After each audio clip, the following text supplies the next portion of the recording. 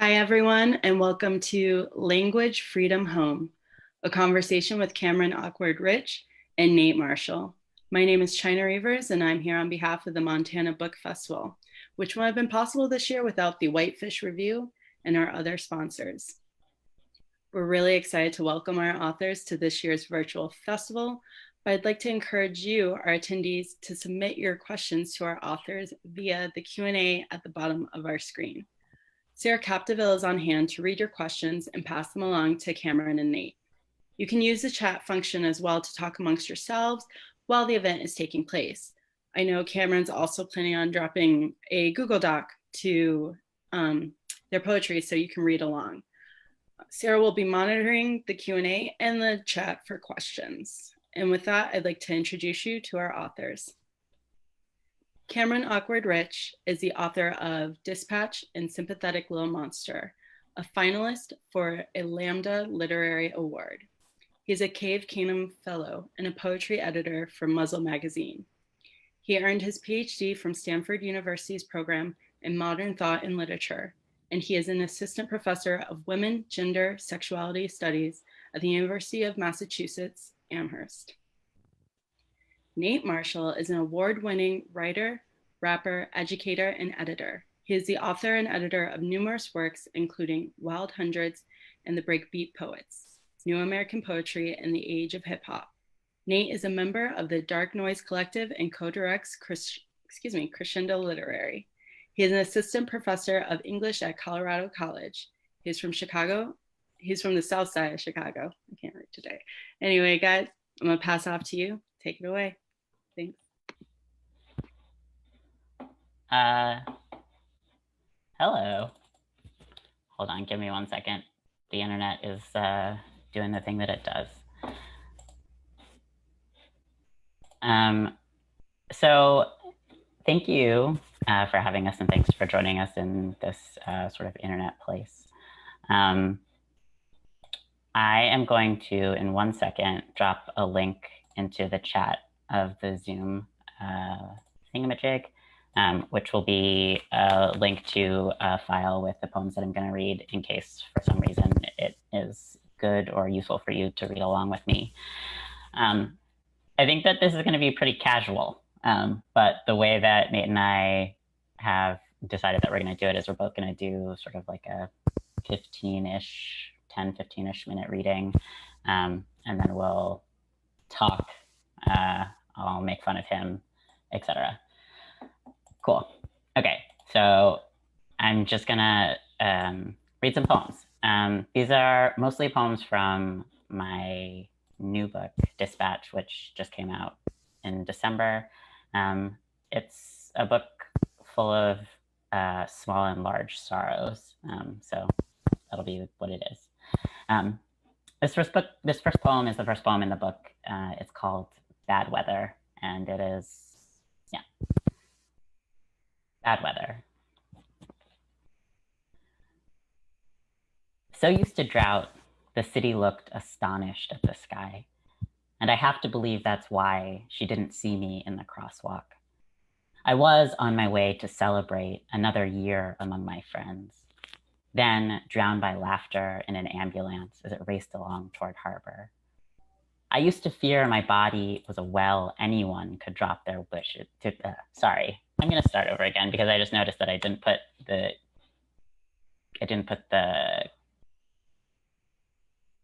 Yeah, I gave the Google Doc only to people who were the panelists and not the attendants. So I'm gonna begin again. Hello, I'm Cameron. I'm gonna try not to banter because the internet makes it worse. So, bad weather. So used to drought, the city looked astonished at the sky. And I have to believe that's why she didn't see me in the crosswalk. I was on my way to celebrate another year among my friends, then drowned by laughter in an ambulance as it raced along toward harbor. I used to fear my body was a well anyone could toss their wishes into, unbothered surface, pocked with light. So I'd be lying if I said I didn't love it, the new storm, minor catastrophe, me in its mute eye. I leave the hospital and can't look at anything. My skull rung wrong, blessed din of my solitary making. static song no one else can hum along. Cool. This next poem is a poem that I don't read very often because I don't exactly think that it's a poem, but it's the poem where the title of the book comes from. And being once again in one of those moments when there are videos of Black people being murdered circulating on the internet all the time, this is a poem that was sort of about that. Etymology. Watching the video again, figures illuminated by brutal choreography, men in costume and the other thrashing briefly the dark heart of cement. And afterward, the law will claim a breakdown. He refused to follow, to comply. I thought the gun was real. I thought an adult, nothing I could do would stop him. He looked straight through me like I wasn't even there. As a child in America, you disregard the wound of language. How does it go? Sticks and stones. It isn't possible a word might hurt you, might contain within itself the red door in your boy's head opening some nameless night in every city. I know. Don't shoot the messenger. The dispatcher just did her work.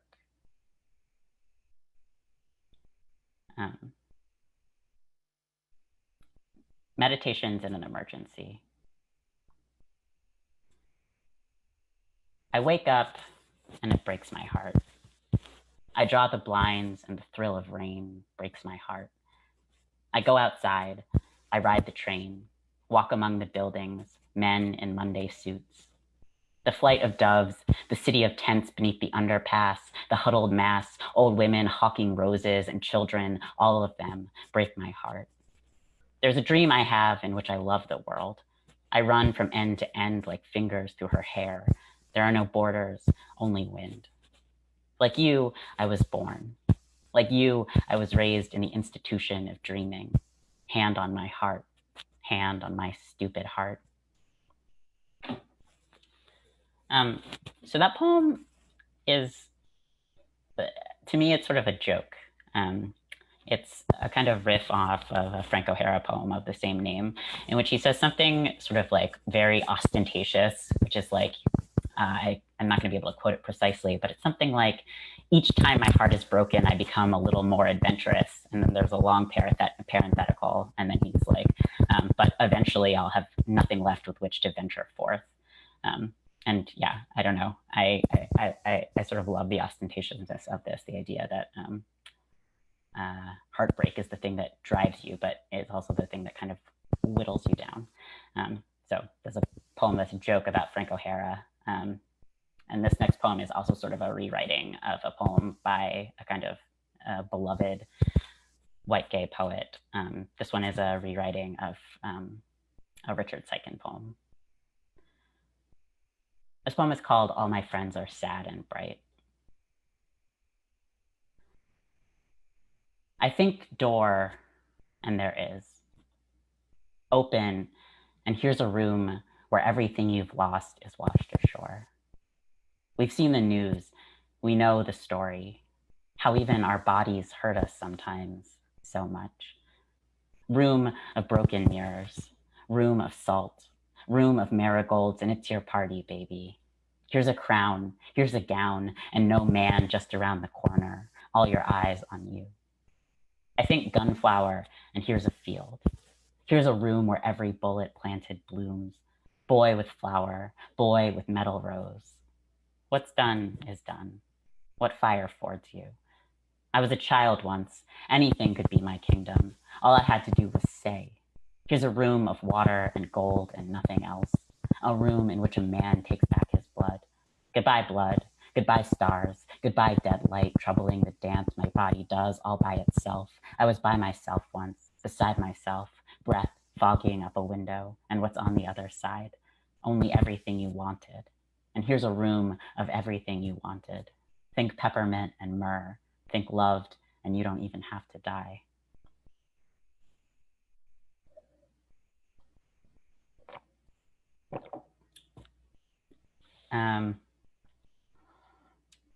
Okay. I think that this next poem sort of goes in a slightly different direction than the other ones. But Nate, I was reading your book, and I was really interested in a lot of the kind of meditations on gender, and specifically what it means to be gendered in a kind of Black way. Anyway, I was interested in the way that you were talking about gender in your book, and so I decided that I would read this poem, which is a sad poem again, but it's also sort of a joke. Oh, I'm told that there's something weird happening with my audio, so maybe try to maybe I'm gonna try to take out my headphones, and maybe this is better. It's hard to say. Yes? Okay, I'm told that that's better. Okay, yeah. I was going on a long tangent about wanting to talk about the way that gender moves in Nate's book, and so I'm gonna read this poem, which is kind of about that, but it's also kind of a joke.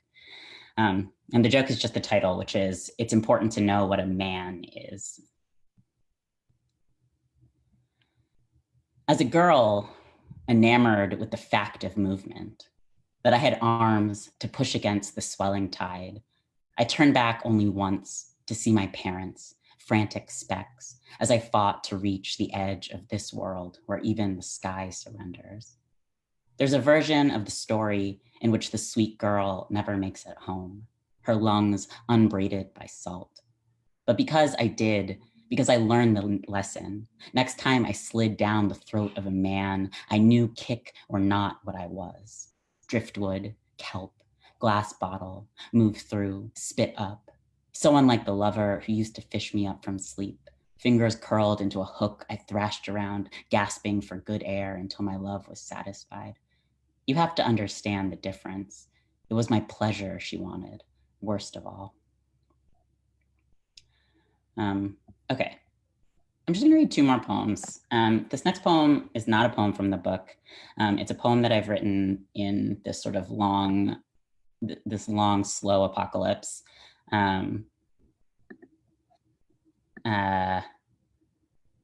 Yeah, in which I've been sort of just like pacing around the 3 rooms of the apartment that I share with my partner, muttering to myself, it was the best of times, it was the worst of times, because it's obviously the worst of times, but it's also been nice sometimes to be stuck in the same 3 rooms with her. So yeah, this is a poem that I wrote kind of immediately in the aftermath of Ahmaud Arbery's, the killing of Ahmaud Arbery circulating on the internet. So that's kind of in the background of it. It was the best of times, it was the worst of times. And when I surfaced from the latest weather, torrent of bad wind shuddering the blinds, so that I, or something like me, was lost and wandering again, the stale room where I fear was born, but how, it is impossible to say. When I surfaced, you were talking about weather. Oh, sorry, I can't read the chat and also read at the same time. I apologize for being 70 years old in this way. I'm gonna begin again. It was the best of times, it was the worst of times. And when I surfaced from the latest weather, torrent of bad wind shuddering the blinds, so that I, or something like me, was lost and wandering again, the stale room where I fear was born, though how, it is impossible to say. When I surfaced, you were talking about children. A man, barely not a child, was dead, murdered, though it was months already between the scene and that name for it. The only way I know to outlast history is running. So that's what I do, I run. Even though even this action is a pantomime through which history, we all know it, speaks. A man particular is dead. And in the general body, the particular now, I am careful to keep my distance from the woman who is careful to smile at me in turn. When my father did not die, I didn't know. Nothing happened. And when he told me years later, when the scene found its name, I found something so like certainty it must have been. You don't have to, is what I heard him say to me. Live, you don't have to. Love, forgive me, for I believed it, believe. America is more and less itself than ever. Some days I run until my feet go dumb, numb. Some days I am the darkest thing I'll see. Cool. This is a downer of a set. I didn't exactly anticipate that. It's perhaps more of a downer of a set than usual. And I'm sorry for being so frazzled today. Fridays. So this is the last poem I'll read, and then I'll turn it over to Nate, who hopefully is less frazzled than me. And yeah, this last poem is a cento, which means that it's a poem composed entirely of language that I've stolen from other people. In this case, it's a poem composed of language I've stolen from people who are either my friends or friends of my mind, one of which is Nate. Yes, I think I stole the last line from him. So, cento between the ending and the end. Sometimes you don't die when you're supposed to, and now I have a choice. Repair a world or build a new one. Inside my body, a white door opens into a place queerly brimming gold light. So velvet gold, it is like the world hasn't happened. When I call out, all my friends are there. Everyone we love is still alive, gathered at the lakeside like constellations.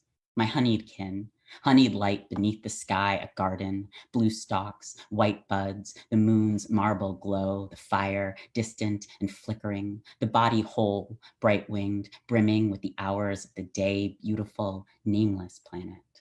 Oh, friends, my friends, bloom how you must, wild until we are free. Cool. Thank you for bearing with me and for listening to me. And now, Nate, what you got? All right, damn. Love it. Love it. I love that Franny also is like the one in the chat being like, this is great. You're doing great. Franny, you're great. Whew. All right. Poems, poems, poems. All right, I guess I'll start with this one because I feel like there's a way that uh, like Cam, like you had the poem that was sort of that had the sort of joke as the title, and it's a thing that I'm like really interested in how it functions in poems, and it's a thing I think is interesting about your poems is like you're often you're often sort of like making these little jokes, and I don't know if people are reading them in that way. And so yeah, it's like a thing. I'm like fascinated by humor, and so I'll read this poem. The title is I thought this poem was funny, but then everybody got sad. Your mama's so black, her neighborhood is half bandos and blue lights. Wait, let me try again.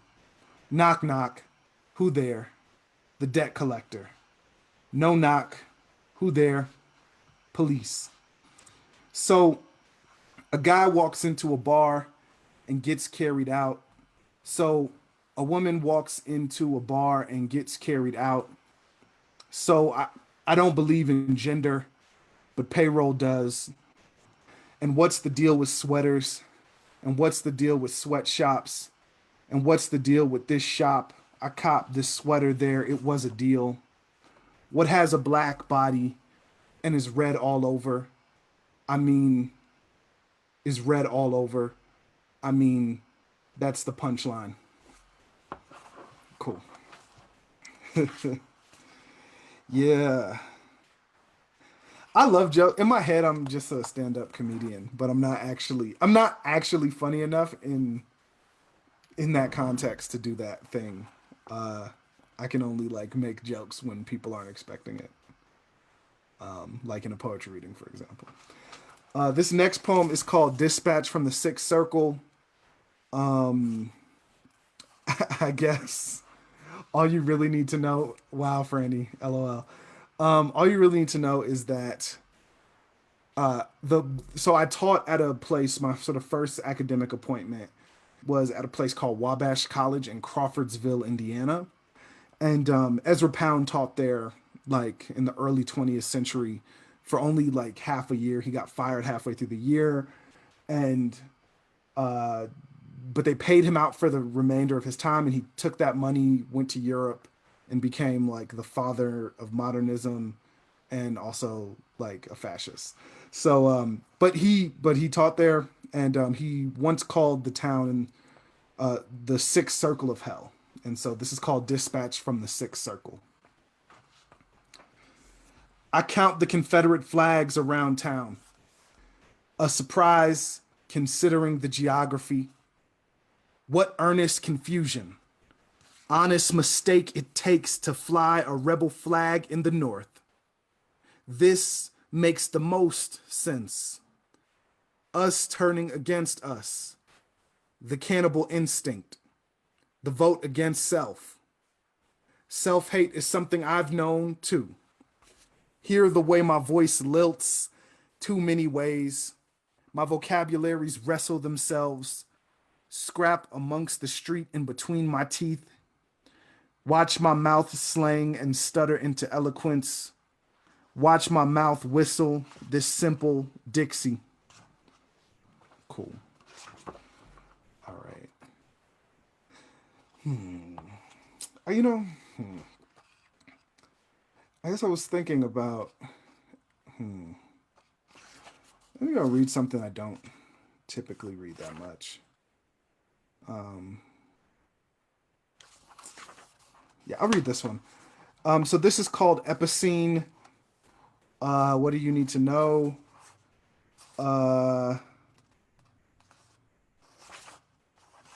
Nothing really. I guess this is one of the poems there's a lot of poems. Gender is kind of a through line of the book, but this is one of the ones that is more directly engaging in that way. Epicene. A justification of slavery said blacks were the lady of the races. In this logic, the bondage is an overcoat over the puddle. The white folks said black as in not men, black as in not woman, black as in this brutality is just benevolence. If this the case, call me sis. If this the case, then here is me, not a man but a query. If this the case, then fuck whatever freedom given by this hand. If this the case, bitch ass nigga is redundant. I don't mean slave logic holds, but I mean all our traps are inventions of the same lazy tongue. What I know is I'm black, sure, and I'm as much man as my pops and his. What I know is most of who held me down has been black women. What I know is I want to be as much man as mama and grandmama who brought home fat back and headed households. What I know is sometimes all of my sisters have a girls' night and I don't have any brothers, and sometimes it's okay, and other times I want my invitation. Cool.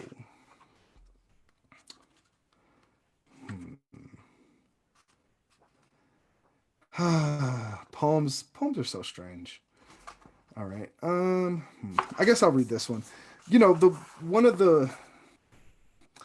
the weird things about this time, I think, is so much that like traveling is not, the sort of stakes of travel are so much higher, and so I think a lot of people like have not been doing all the travel that they intended to be doing, and for me, that has meant that I haven't really spent a lot of time in Chicago, which is my hometown. And that's been in some ways hard, in some ways unfamiliar, but in some ways really familiar. So this is sort of a poem about missing home. This is called The Best Story is About Home Because That's the Story Part. It starts with the epigraph. So tell me what you call me when I'm not around. No name. Often I be out and about the words, moving quotes to the folks like a fix.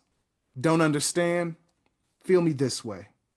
The other day I was walking through the old hood to see me in the cheap duplexes, and all the wrong houses were vacant, and some of our board ups were blooming with new boys. The last time I went to the church of my birth, all the old folks looked the same kind of hard, starch, sharp they always been, and I've been gone so long nobody asked where I've been. Look, every time I show up at the function, it's a surprise party to my homies. All I call my people is what I say in their absence. Peep the props I cop from how hard I represent the spots I hardly hit, but hail from. Feel me. She told me I didn't give her my best hours, and I told her, here's more, and started pulling clocks out of my pockets, and she said it's time to go head on. Cool. Let me check my time real quick. Okay, we're all right. We're all right. Okay, so I guess I'll so this is sort of a weird thing, right? So I live in Colorado now. I teach at Colorado College, which has been cool, has been interesting. We've been here just a little over a year. And there's a sort of through character in the book who is this other Nate Marshall, who's a real person, who's I would term him a white supremacist. He would not use that language, use the language of like a white nationalist or something like that, or which frankly is the same thing. But he lives in Colorado, and we had this sort of internet run in a couple of years ago, which was weird and produced all these poems. And then I ended up moving to Colorado, which was not a thing I ever thought was going to happen. And so that was weird. So this is, I guess, one from that series. And I think this is the most recent one from that series. Another Nate Marshall origin story. So Nate Marshall moves to Colorado. Years after Nate Marshall moved to Colorado. That's what always happens.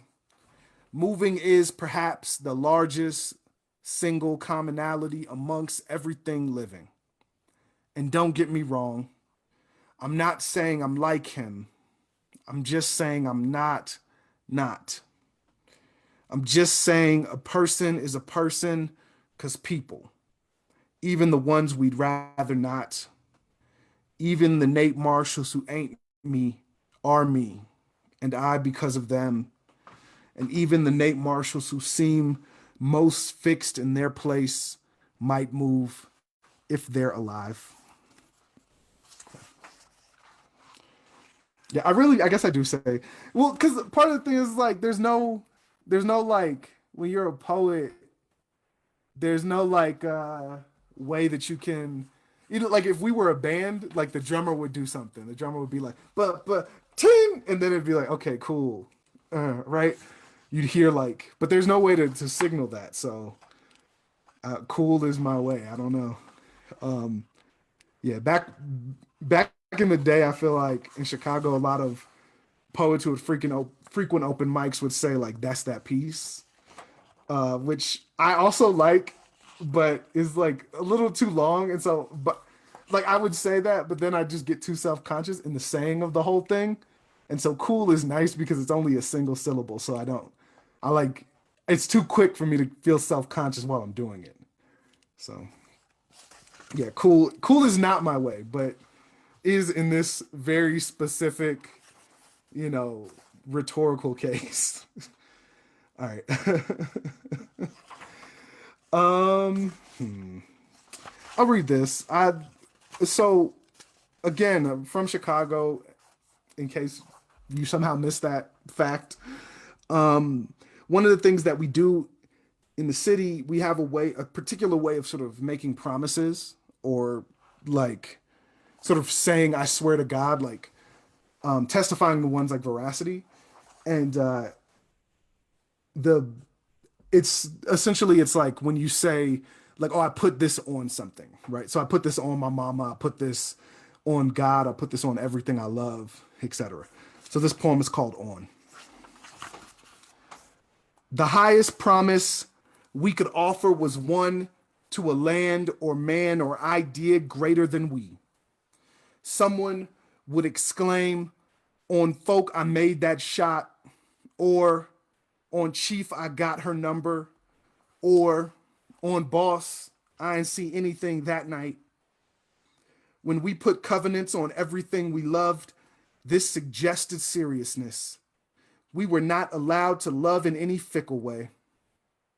In the revisionist history of my hood genesis, I would be more honest than honest. Put things on my Huffy bike, on my report card, on my citizenship award, on my mama's golden NA necklace, on my grandfather's favorite chair, on my father's attention and the warm air he left each time he fled. After Pierre got shot, his bullet gifter walked the same blocks as the rest of us in uneasy Omuerta. I didn't think he died. How could he when his name became a vow for us all? Each street dispute punctuated with on P to prove us tellers of truths. When Bird got jumped, his spinal column crushed, I assume he made his street name true. A different kind of flight. Everything sacred between Ragtown boys, now enveloped in the parchment of On Bird and carried away. Cool. And I guess I'll end with this one. And so if there's like questions, comments, concerns, then complaints, you can keep your complaints, but the other stuff, feel free. I mean, whatever. I can't tell you what to do. It's a free country for now, kind of, sort of, unclear. But yeah, I'll read this last one to finish. This poem, what do you need to know about it? This isn't sort of evident in the poem, but I guess a little bit of backstory. I wrote this poem after listening to an interview of Tamir Rice's grandmother. For those of y'all who don't remember, Tamir Rice was a young man. He was like 12, and he was shot by the police for playing with a toy gun. They like pulled up on him. Less than 30 seconds later, he was dead. And the thing that really struck me in that interview was she was like, it was clear that a rule in his house was that he was not allowed to play with toy guns. And I think in part because of this exact thing. And I think that was just, it struck me that like, he broke a rule in his house and that's what happened. And also it struck me because my grandmother had the same rule for us. And specifically for me as the only boy when we were kids. So this is called Conceal. Grandma, who kept books for a living and read corner store romance novels. Grandma, who kept dictionaries on the kitchen table and slurred words into contraction. Grandma, who taught me how to pass a poll test and how to beat a draft exam. Grandma, who told me to study hard and leave school if the MBA was an option. Grandma, who bought black and called us her little niggas with a smirk. Grandma, who taught me how to shoot a bank shot and told me to quit the team if I rode bench. Grandma, who paid for cars in cash and gambled herself broke on weekends. Grandma, who hid toy guns I got as gifts. And when she passed, I pulled a real shotgun from the wall of her closet. Cool. All right. Now questions. We did it. It's true. I think that there is a question in the chat, but before maybe we get there, I was wondering if you might expand on your thwarted ambition to be a stand-up comic. Oh, Jesus. Man, when me and Jose lived together, maybe once or twice, went to some comedy open mics. And there was a point where we were gonna make a pact to be like, look, we just need both gonna get 5 minutes together and just do it. Uh-huh. and we didn't because we're liars. But I think for me, I'm really enthralled by comedy because in some ways, and particularly stand up, because in some ways I think it's the art form that's actually closest to poetry, and especially, the kind of oral tradition that I think both of us are in some ways working out of. And I think that there's a way that I think this about comedy, and I think this about like maybe a certain brand of battle rap, right? Which in some ways is a kind of, a sort of hyper masculinized kind of musical version of stand up. But like the thing that fascinates me about them is I think they take some of the more difficult aspects of like a written art form and the more difficult aspects of an improvised art form and merge them, because you both have to like have a tight set, have a sense of how you get from point A to point B, and you have to be able to like respond to the room. And I don't know, it's like magical to me. It's also, I mean, also that so many people are bad at it. Um, and I'm just like, wow, imagine being even like mediocre. Yeah. Well, yeah, I mean, uh, Francis, can you turn off the sound on your computer? There's just like an echo of both of us resounding through our rooms. Anyway, it strikes me. Okay, yeah, this Lauren in the chat wants to know, is being a bad stand-up the same as being a bad poet? And I think that that's an interesting question. I mean, I haven't really, people often ask me about humor because I often frame my poems as jokes, even though they don't, most people take them to be jokes. And I feel like I have like a series of kind of like rote answers that I'm not sure are, I think that they sort of betray the fact that I don't actually think very much about humor, except as something that like allows one to like, remain buoyant amidst a whole bunch of things that might want to drag one down, But and I mean, I feel like this is like the thing that marginalized people do, is take the shit of the world and make it into jokes. Yeah. But I feel like I don't actually understand how humor works, to be honest. Yeah, I don't know if I do either, but I think this is part of why it fascinates me. Yeah. I'm thinking about this question about, is being a bad stand-up the same as being a bad poet? No, I don't think so. Because I think the feedback with stand-up is so immediate. Like nobody really, or rarely, like there are very few poetry sets in the world, I think, where like you can legitimately bomb, where people will like boo you off a stage or sort of hiss, is unless you're just being sort of outright offensive, right? But if your poem is just like poor, if it's just like kind of boring or like bad, then that's a different thing. And I think like something that I do appreciate about humor though, like I feel conflicted about it, is I think that there's there's a way that a stand-up I think has to risk offending, or often, like I think a lot of stand-ups are working in that space in part because they are thinking about like taboos and about like really terrible kind of things and thinking, how do I squeeze some humor out of this? In part because it helped me survive the thing, and also maybe it'll help other folks. And there's a real sort of artistic risk in that that I kind of respect. And I also think like, I mean, maybe some of this culture has changed with, with the advent of like digital media and everything being sort of recorded constantly. But I think that there's something that I admire about how like a stand-up can go to open mics or a series of open mics and work out a joke, and the joke could be terribly hard, like terribly offensive, and they can go back to that open mic next week and kind of have it be okay because people on some level understand that to be a part of the social contract of the thing, that in order that you have to put it on its feet to see if it works and then to adjust from there. And I don't know, I think that's cool. Slam also works that way though. I mean, I think that Yeah, I think the set of things that like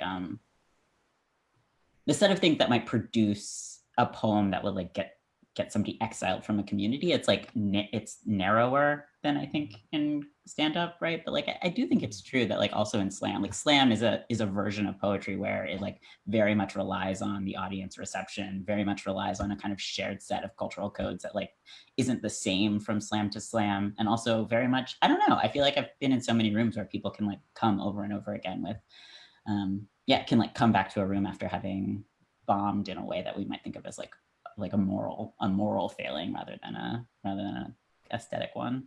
Yeah. Yeah. I don't know.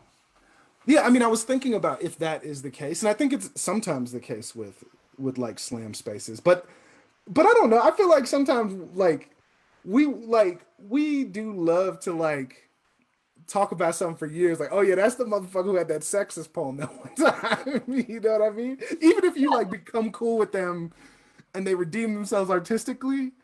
Yeah. We love to talk about it for years, but like that doesn't mean that like they can't show up to the space. You know what I No, mean? that's true. Maybe we're just messy. Maybe that's what it is. Yeah. Hmm. What was this? Okay, there's another question. Okay. Yeah, apart from virtual events like this one or virtual events nothing like this one, how have you maintained slash continued your literary citizenship when you're unable to give live readings and workshops? How are you staying active in your poetry communities?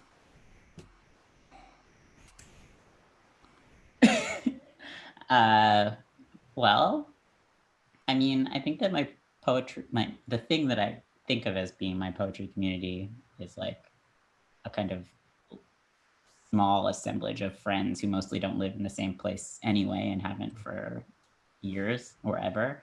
And so some of it is spying on the group chat. Um, I also think that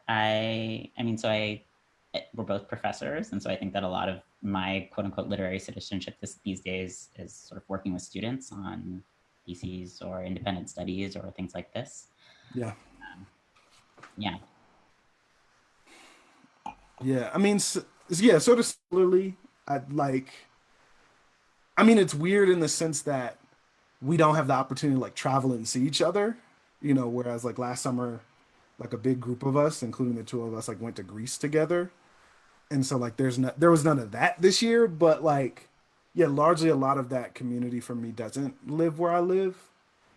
And so we've always had kind of pretty constant methods to stay in some sort of communication across distance. And I think so, it's been leaning into that stuff.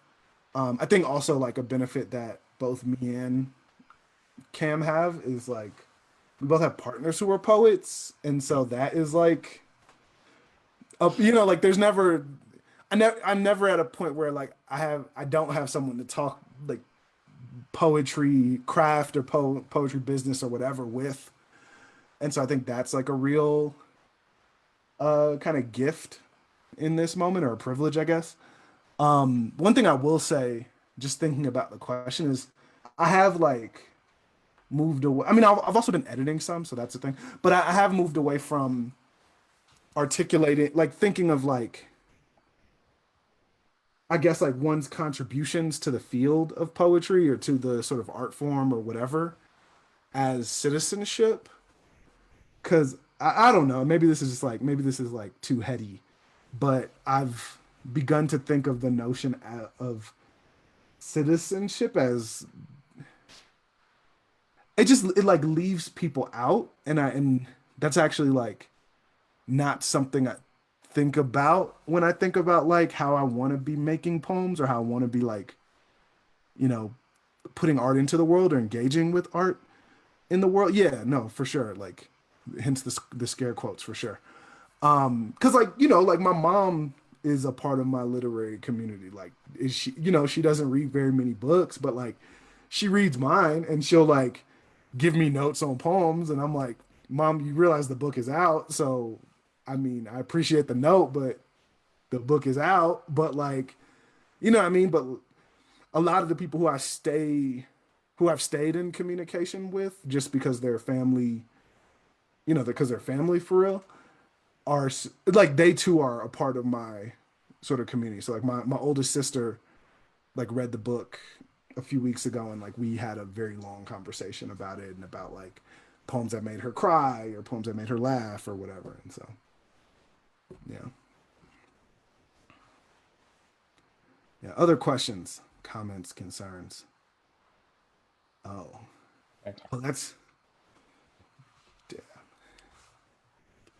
Kim, you got a thought about this Rousseau ass question right here, the social contract? Oh, that, yeah. Yeah. The social contract of poetry. That's, I find, I don't know. I feel like,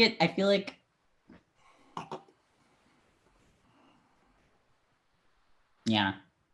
I feel like the problem is that like poetry exists, or like the places that like one moves through as a quote unquote poet each have different kinds of social contracts. Like I feel like the university is one place that has a whole set of rules, whereas like slam has like a whole other set of rules, whereas what one may call like poetry Twitter has a set of rules, uh, or rulelessness. Yes, lawlessness.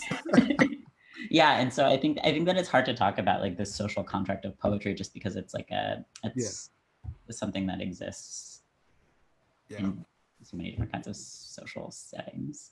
Yeah, and I think it's like moment to moment, like the when I go to a reading, right, digitally or in person, I think part of what I'm thinking through is like I want this to not whatever the poet does, however the poet like is sort of advancing thought or offering observation or doing whatever it is that they do, creating image.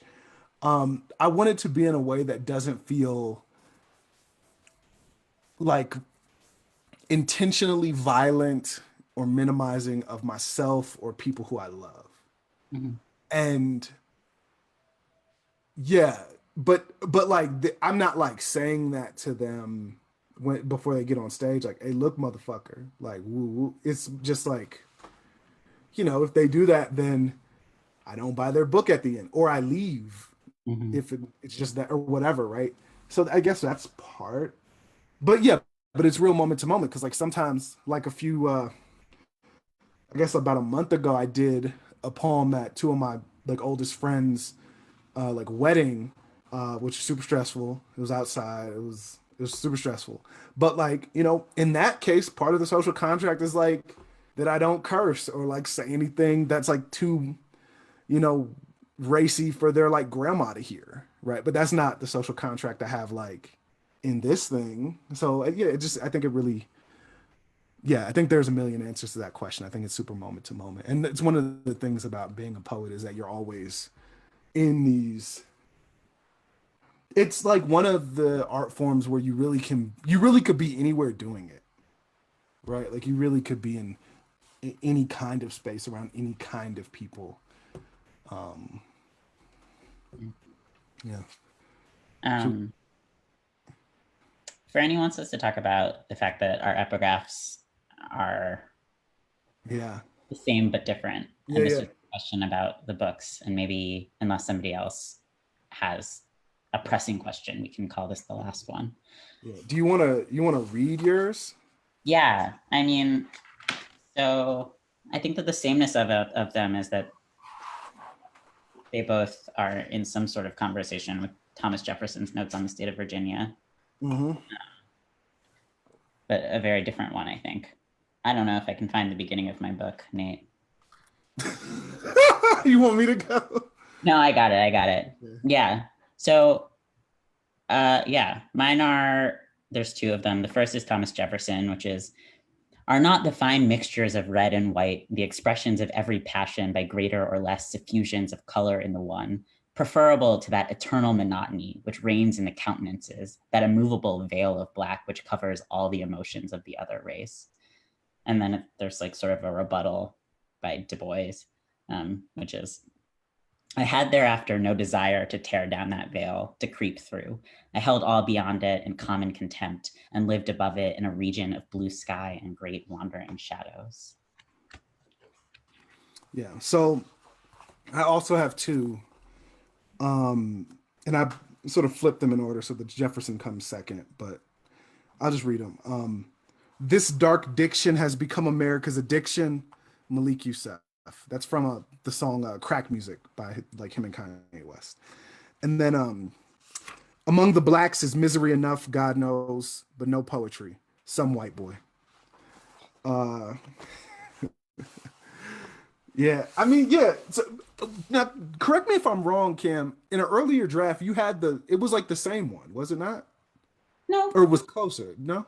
no, I think that it was always this one. Okay. Um, Okay. yeah. Yeah, I mean, well, yeah. Do you want to talk about your relationship to that text? I guess, or Well, what? I Like, mean, why is that the frame? why is that the frame? Mhm. I mean, I think that it was just that I think that this book, I often talk about it as like a book that is just kind of like a set of feelings precipitated by the kind of media environment of 2014 to 2016. Mhm. But it was also, I wrote it during a kind of set of years where I was trying much more consciously than I had before to like do a certain kind of like reading in Black theory, Mhm. basically. Um, and in particular, I think that I was trying to yeah, I don't remember exactly why I was doing that, but I think that it had something to do with feeling like I didn't exactly know how to reconcile what seemed to me to be a contradiction between like the very thing that your sort of epicene poem is about, right? The like kind of what Mhm. people might call ungendering of blackness and like this like and a kind of trans insistence on gender, you know? Um, anyway, and so I was doing this reading, and I think that I just like kept running into that quote from Jefferson's Notes on the State of Virginia over and over again. And like at first, it was like, obviously, this is racist. But then I was like, how funny, you know, like how funny and also like how great would it be if, in fact, one of the sort of things that came out of being Black was like a kind of inability for anybody to ever be able to read my feelings, you know? Like Mhm. it's like kind of like a terrible double bind, I guess, but it's one that I kind of I don't know that Du Bois quote sort of to me felt like in conversation with it is to say like yeah okay if I am unreadable right then like fuck it you know and I'll just like kind of do my thing. There's sort of a comfort in that. Yeah, It's like cool, great. yeah. Yeah. Um, so yeah, I mean I guess it sort of um, and I think I like kind of move through life as somebody who like people find to be vaguely unreadable. Um, and so I was just kind of like I was interested in the question of like how to think about that as like a racial phenomena in addition to a kind of just being my father's no not my father's being my mother's child. um uh yeah, so that's Yeah. what yeah. Yeah, I like that. I think for me, I mean, I read Notes in the State of Virginia maybe the first time in like late in high school and then again in undergrad.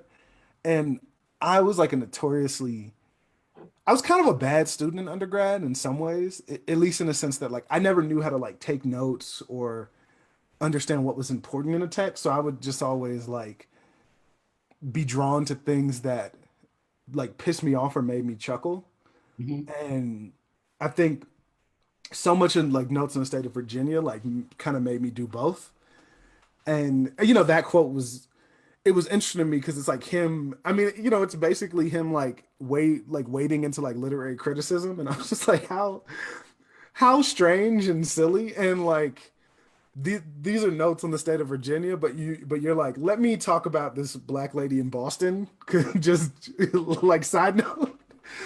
And so that was always like funny to me and kind of infuriating, and it did make me think about like how part of the reason why I put it in that conversation with Malik Yusef is, I mean, yeah, it's because I think that like the poem that comes out of is this poem really thinking about the way in which like black culture and art has been sort of commodified and how that has created like both created opportunities for Black folks, but also not necessarily granted freedom for like the mass of folks. And I thought that those were like interesting ideas to put next to each other, particularly given like, you know, some of the story and the biography of someone like Phyllis Wheatley.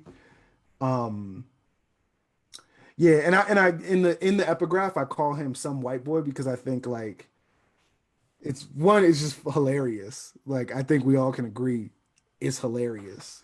But also because I think one of the strange conditions of like being Black in this country and being, descendant from enslaved folks in this country is that you are always sort of contending with the kind of like larger like myth theory and narrative of the American thing, the US thing.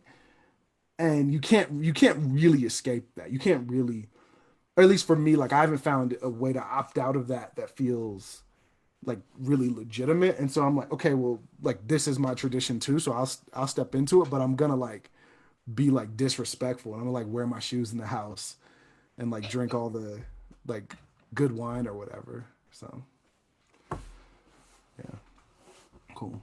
I know there were like, do we want to call it? I know there was like a few.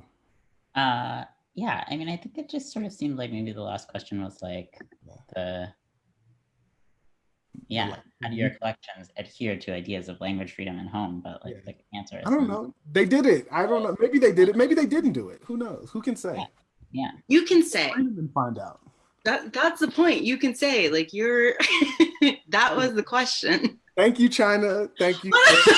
Thank you, Montana Book Festival. You guys are both like, we're done. No, I'm having a great time. Look, we could keep hanging out. Who knows?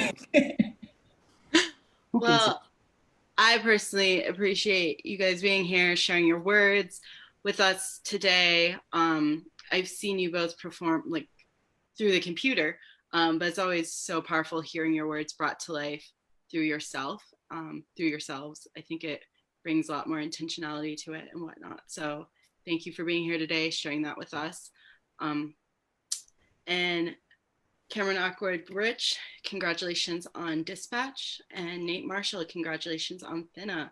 I'd also like to thank our sponsors, the Whitefish Review and Montgomery Distillery, without whom this year's festival would not be possible. And thank you to everyone watching. Francis, thank you for lighting up those comments. Like, same, same. Even from the next room, we felt the love. And just a reminder for everyone watching, you can purchase books by these authors and many of our others at Fact and Fiction's website, factandfictionbooks.com. I also urge you to purchase Montana Book Festival merchandise at montanabookfestival.com. There you can also donate so that we can continue programming after the festival with MBF Plus events. Thank you, everyone. Have a great night. Have a wonderful weekend. Thank you again, Nate Marshall, Cameron Awkward Rich. It's been a pleasure. Big old thanks from your festival director, Lauren Korn. She just said it. I'm reading it out loud. Thanks, guys. Thank y'all. Thank you.